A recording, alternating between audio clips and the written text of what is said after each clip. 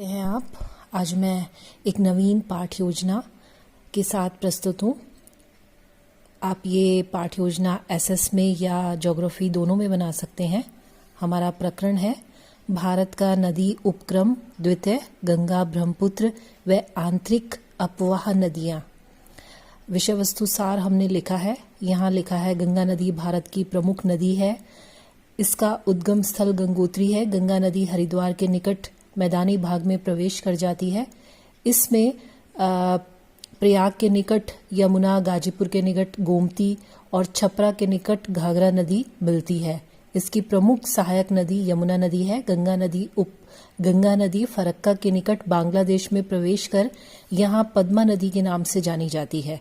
बंगाल की खाड़ी में गिरने से पूर्व यह ब्रह्मपुत्र नदी के साथ विश्व का सबसे बड़ा डेल्टा बनाती है।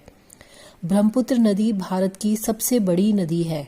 इसका उद्गम स्थल कैलाश पर्वत से मानसरोवर झील के निकट है। इसकी सहायक नदी डिबांग, लोहित, दिहांग, तिस्ता, कुल्सी और मानस है। अरावली पर्वत से बनास, कोठारी, बेड़च आदि नदी है।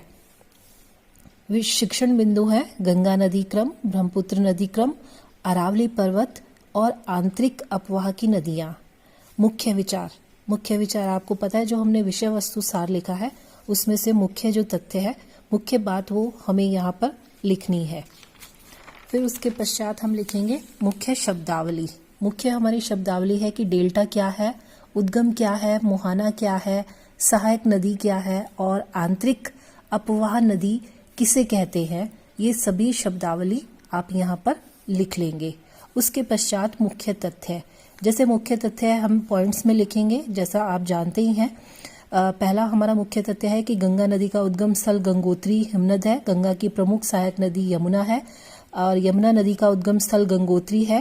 गंगा नदी फरक्का के निकट बांग्लादेश में प्रवेश करती है। ये हमने जो विषय मुख्य यहाँ पर विषय वस्तु सार के अंदर जो लिखा था वही मुख्य तथ्य जो है पॉइंट्स के अंदर हमें मुख्य बातें यहाँ पर लिखनी है। फिर उसके पश्चात हम उद्देश्य निर्धारण करेंगे।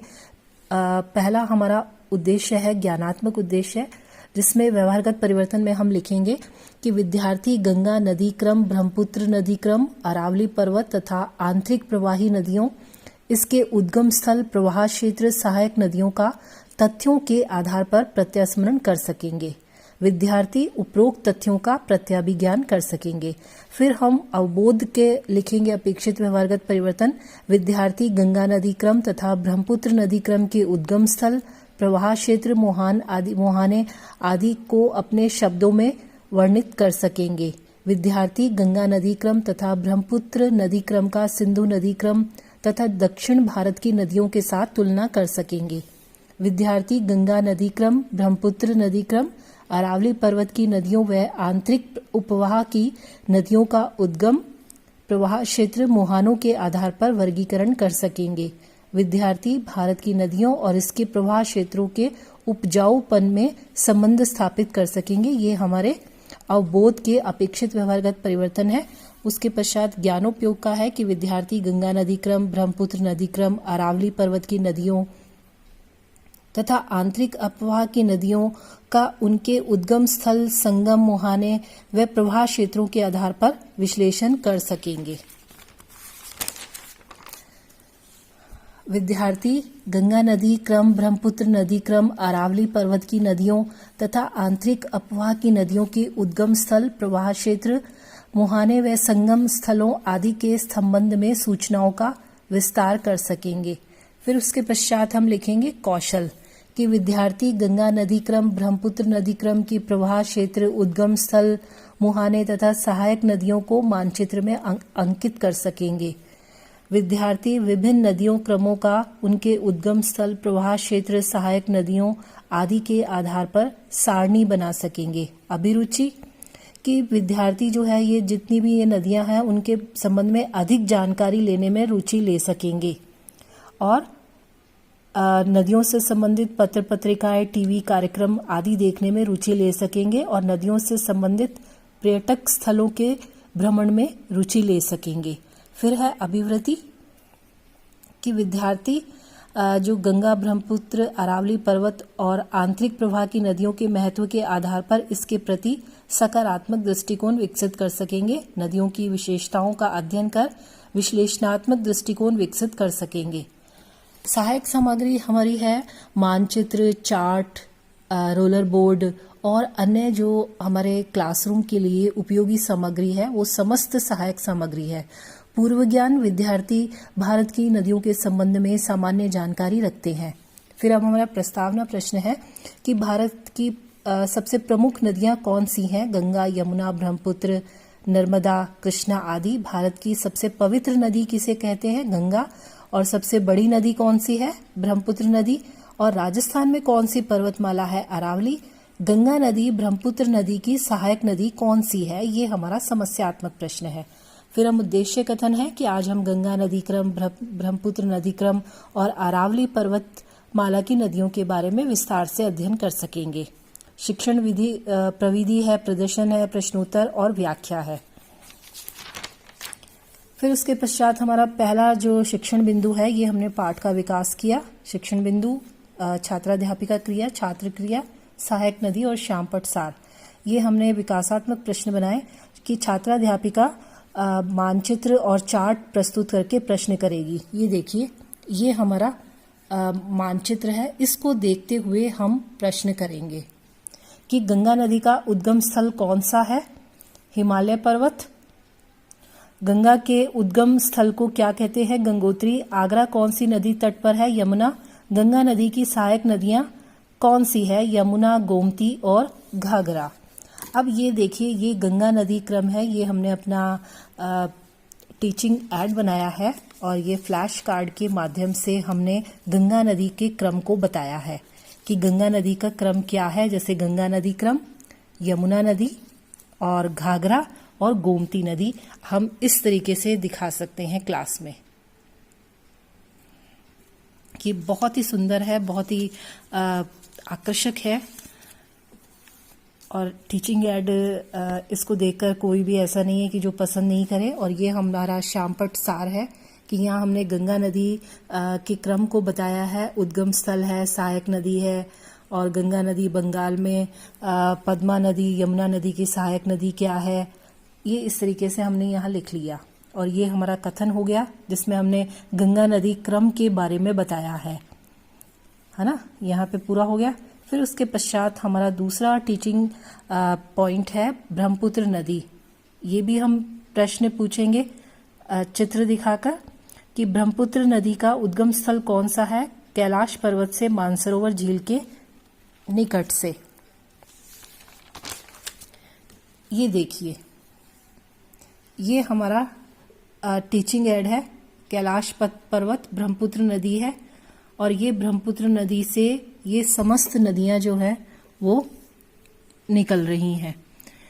जैसे अब दूसरा प्रश्न है हमारा कि ब्रह्मपुत्र नदी ब्रह्मपुत्र किस नदी के साथ मिलकर विश्व का सबसे बड़ा डेल्टा बनाती है? गंगा नदी। ब्रह्मपुत्र नदी की सहायक नदी कौन सी है? डिबांग, तिस्ता, कुल्सी और कपिली।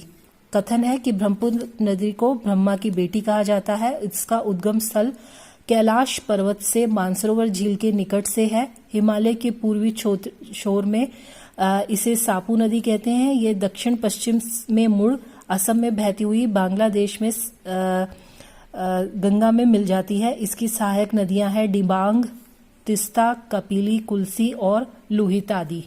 ये देखिए, ये हमने इसकी जो तिस्ता है, तिहांग है, डिबांग है, कुल्सी है, लोहित है, ये समस्त जो है इसकी जो सहायक नदियां हैं उसको हमने इस तरीके से टीचिंग ऐड के माध्यम से प्रस्तुत किया है जो एकदम से ही देखने में समझ में आ रहा है। और ये हमारा श्यामपट्ट सार है।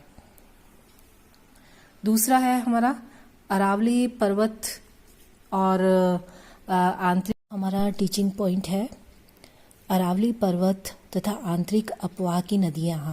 विकासात्मक प्रश्न हम चित्र चार्ट दिखाकर प्रस्तुत करेंगे कि राजस्थान की खारे पानी की सबसे बड़ी झील कौन सी है? सांबर झील।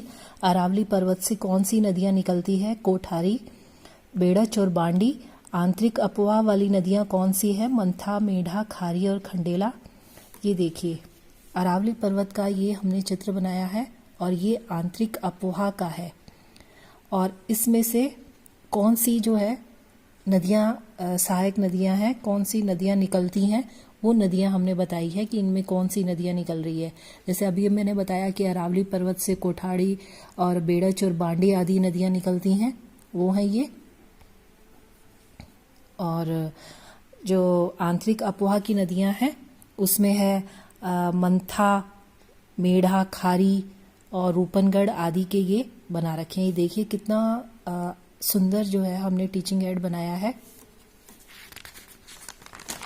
फिर उसके पश्चात हम पुनरावृत्ति प्रश्न करेंगे। पुनरावृत्ति प्रश्न जैसे गंगा नदी की 2 नदियों का सम्मिलित रूप है, चंबल नदी की 2 सहायक नदियां कौन सी है, हिमालय की पूर्वी छोर में ब्रह्मपुत्र को किस नाम से जाना जाता है, आंतरिक अपोहा की नदियों के उदाहरण दीजिए।